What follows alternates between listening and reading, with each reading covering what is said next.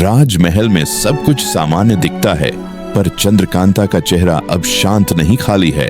राजा जैसे हैं उसे देखकर प्रसन्न होते हैं, लेकिन राजकुमार वीरेंद्र का दिल टूटा हुआ है। वह मेरे सामने है, फिर भी दूर हैं। कितना अजीब है यह प्रेम। वीरेंद्र हर दिन चंद्रकांता से मिलते हैं, बातें करते हैं, मगर चंद्रकांता की मुस्कान अब औपचारिक है।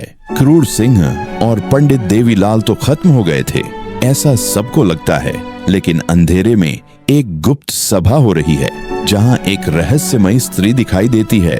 मेरा नाम है माया, और चंद्रकांता को मैं उसकी भूल में ही जकड़े रखूंगी। माया, जो तिलिस्म की अंतिम छाया है, अब अपनी शक्ति से चंद्रकांता की यादों को हमेशा के लिए मिटाने का षड्यंत्र रचती है।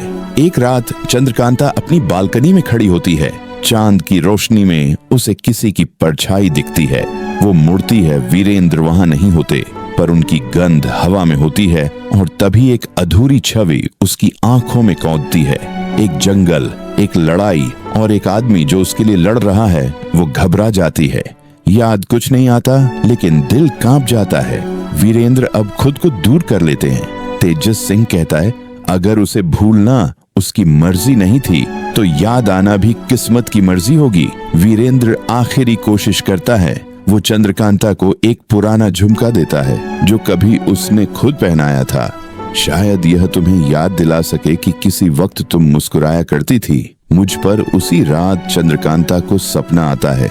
तिलिस्म में कैद रानी चंद्रप्रभा की आत्मा उसे पुकारती है, तेरा प्रेम तुझे ढूंढ रहा है, और तिलिस्म की आखिरी परीक्षा अभी बाकी है। अगर तू अपने प्रेम को चुनती है तो सब याद आएगा, लेकिन तुझे फिर से तिलिस्म में जाना होगा। सुबह होते ही चंद्रकांता तेजस सिंह के पास जाती है और कहती है, मुझे फिर से वहां ले चलो जहां मैं बंधी थी, शायद वहीं मैं फिर से जुड़ सकूं।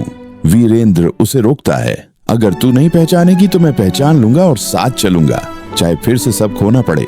चंद्रकांता, वीरेंद्र और तेजस सिंह एक बार फिर तिलिस्म के भग्नावशेषों में प्रवेश करते हैं। अब वह किला टूटा हुआ है, मगर उसकी गहराइयों में एक नई सुरंग खुली है जो माया मंडल की ओर जाती है। तेजस सिंह कहता है, तिलिस्म की असली आत्मा तो अब जगी है। जैसे ही वे प्रवेश करते हैं, चारों ओर वातावरण बदल जाता है। दर्पणों से भरा गलियारा, हर दर्पण में चंद्रकांता की कोई भिन्न स्मृति माया सामने आती है।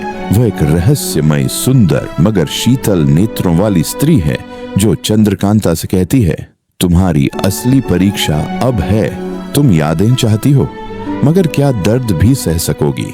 हर दर्पण में एक दृश्य, कभी चंद्रकांता बचपन में, कभी क्रूर सिंह से भागती हुई, कभी तिलिस्म में कैद, और एक दर्पण में वीरेंद्र के साथ पहली बार मुस्कुराती हुई चंद्रकांता रो पड़ती है। उसका सिर दर्द से फटने लगता है। वीरेंद्र आगे बढ़ता है और माया से कहता है, यादें दो या मत दो, पर उसका दिल मत तोड़ो।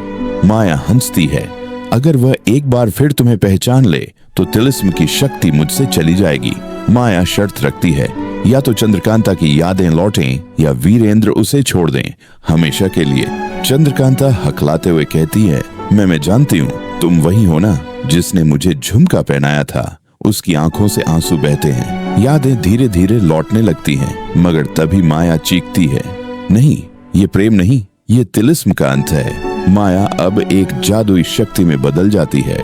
चारों ओर तूफान पर छाइयां और जलते हुए दर्पण। वीरेंद्र और तेजस सिंह तलवारें निकालते हैं, लेकिन माया को कोई नहीं छू सकता। तभी चंद्रकांता उसकी ओर बढ़ती है। मुझसे नहीं डरती, लेकिन मेरे प्रेम से डरती है ना। और वह अपने लहू की एक बूंद उस दर्पण पर गिराती है जहां उसकी पहली मुस्कान कैद थी। सारे दर्पण टूट जाते हैं।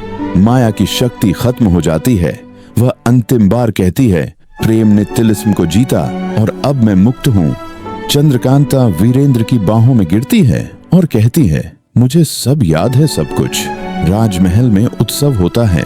चंद्रकांता और वीरेंद्र सिंह का राज्याभिषेक और विवाह। तेजस सिंह हंसते हुए कहता है, अब कोई तिलिस्म बाकी नहीं सिवाय प्रेम के।